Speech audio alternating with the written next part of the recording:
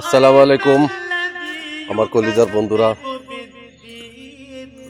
আজ তুমি কি 9 জানুয়ারি ভেবে দেখেছো যে শেষ বিচারের দিন পবিত্র জুম্মার দিন। সবাইকে জানাই জুম্মা মুবারক। 2026 9 জানুয়ারি পবিত্র জুম্মার দিন।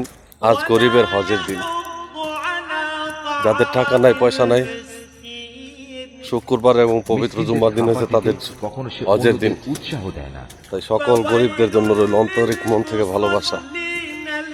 আর সবাই আসুন, দিনের পথে চলি, নামাজ পড়ি, সবাই নামাজ পড়বো এবং সবাইকে নামাজের দাওয়াত দিব। দুর্ভোগ রয়েছে সেসব মুনাফিক, কারণ নামাজ ছাড়া আমাদের কোনো বিকল্প কোনো রাস্তা নাই। মুসলমান হয়ে জন্ম নিয়েছি, নামাজ আমাদের পড়তেই হবে, বাধ্যমূলক।